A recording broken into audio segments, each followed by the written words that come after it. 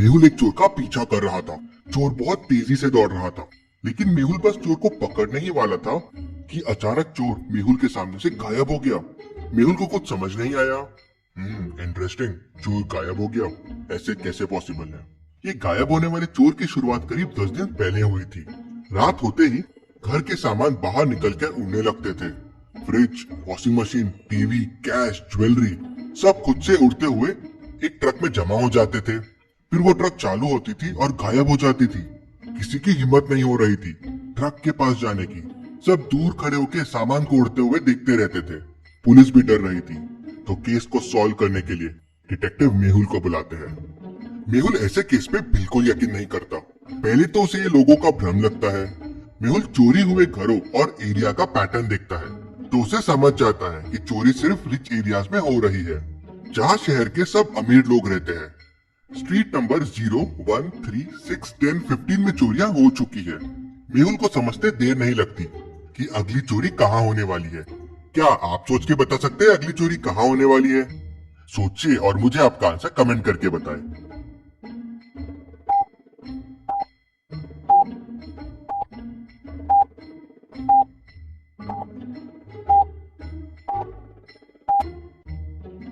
अगली चोरी street number 21 में होगी। नंबर के बीच का डिफरेंस बढ़ रहा है। पहले 1 से बढ़ा, फिर 2 से बढ़ा, फिर 3 से बढ़ा, फिर 4 से, फिर 5 से, तो आखिरी में डिफरेंस 6 से बढ़ेगा। तो 15 प्लस 6 हो जाएगा 21। मेहुल स्ट्रीट नंबर 21 में पहुंच के चोर का इंतजार करने लगता है। रात होते ही मेहुल देखता है कि सामान उड़ने लगते हैं और उड़ते हुए एक ट्रक में जाके जमा हो जाते हैं। मेहुल सामान का पीछा करता है, लेकिन सामान ट्रक में जाते ही गायब हो जाते हैं। मेहुल ये देख शॉक हो जाता है। इंटरेस्टिंग, सामान कैसे उड़ सकता है? मेहुल इसके बारे में पता करने के लिए भूल भुलैया साइंटिस्ट के पास जाता है। अब भूल भुलैया साइंटिस्ट ने खुद तक पहुंचने के लिए एक भूल भुलैया वाला रास्ता बना के रखा था। क्या आप इस रास्ते को देख के बता सकते हैं कौन सा रास्ता साइंटिस्ट तक जाता है? ABCDI? सोचिए और मुझे आपका आंसर कमेंट करके बताएं।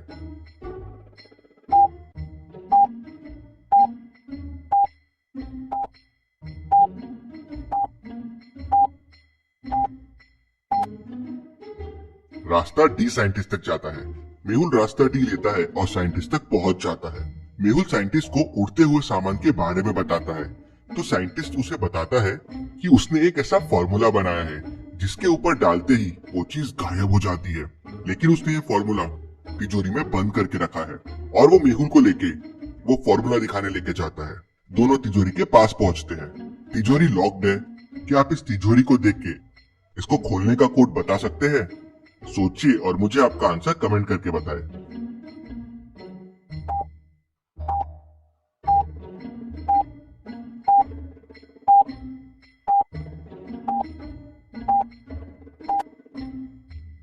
तिजोरी का कोड हो जाएगा 410।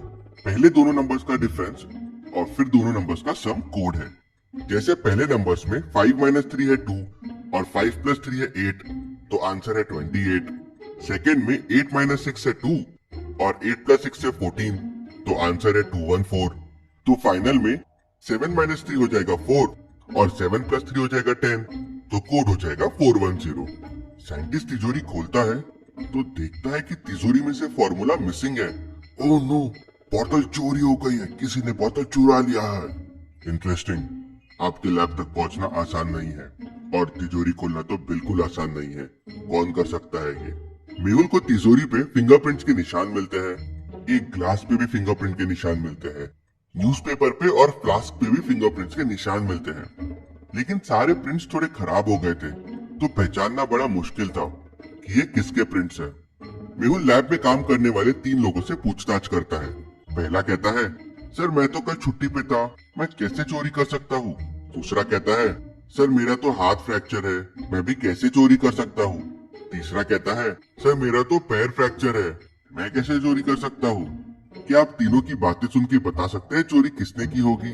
सोचिए और मुझे आपका आंसर कमेंट करके बताएं।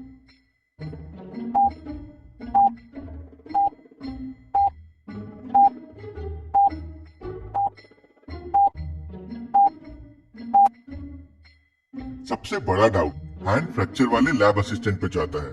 उसका राइट हैंड फ्रैक्चर है, और रूम में जितने भी फिंगरप्रिंट्स मिले हैं वो सब लेफ्ट हैंड के हैं। एक भी राइट हैंड का फिंगरप्रिंट नहीं मिला।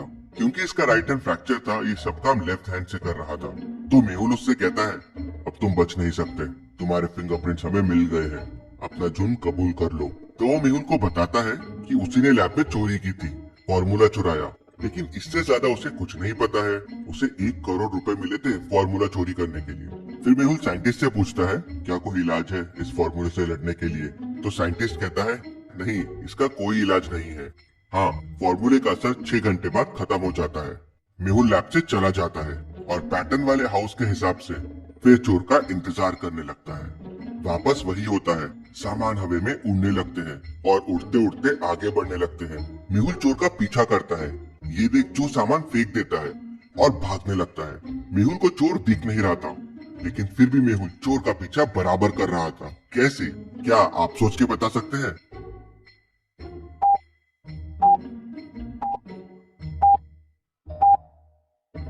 मेहुल को चोर के फुटप्रिंट्स दिख रहे थे।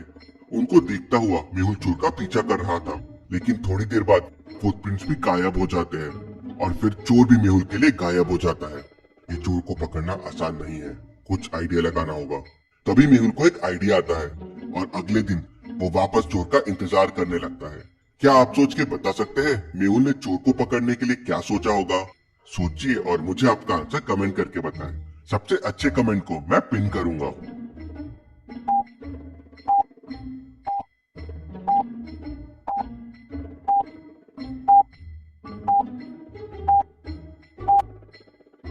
मेहुल एक आटे का डब्बा तैयार करके रखता है।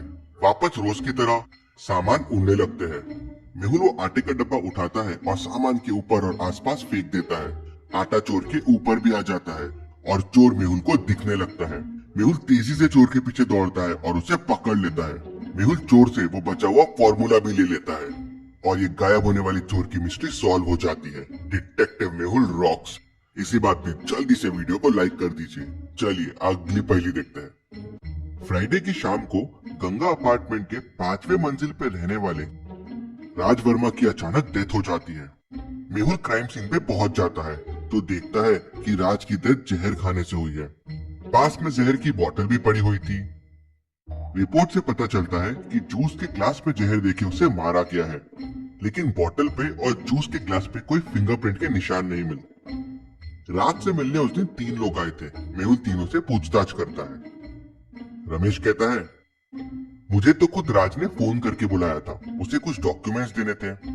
मैं बस गया, डॉक्यूमेंट्स दिए और वापस आ गया। वैसे तो कुछ मुझे दिखा नहीं, बस टेबल पे एक जूस का ग्लास दिखा था।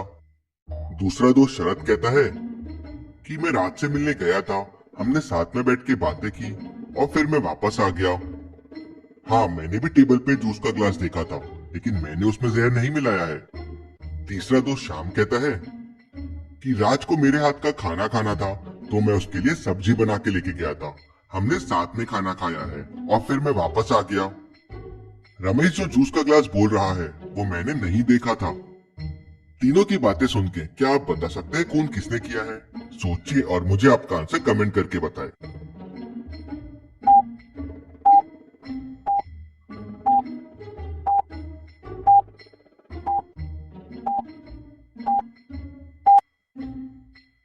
चलिए इसका आंसर देखते हैं। खून दूसरे दोस्त ने किया है। उसे कैसे पता चला कि जहर जूस के ग्लास में था? वहीं वो पकड़ा जाता है। चलिए अगली पहेली देखते हैं। मेहुल को एक पटरी के ऊपर बांध देते हैं। एक तरफ से तेजी से ट्रेन आ रही होती है और नीचे क्रोकोडाइल्स रहते हैं। ट्रेन तेजी से आती है और मेहुल को क्रॉस कर जाती है, लेकिन मेहुल बच जाता है। कैसे? सोचिए और मुझे आपका आंसर कमेंट करके बताएं।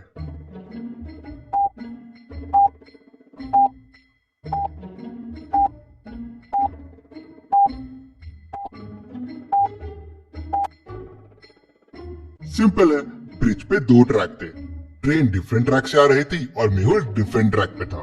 तो लॉजिकल आर्मी ऐसी और जासूसी पहेलियां सॉल्व करने के लिए आप मेरा गेम मिस्टर डिटेक्टिव डाउनलोड कर सकते हैं। Thank you.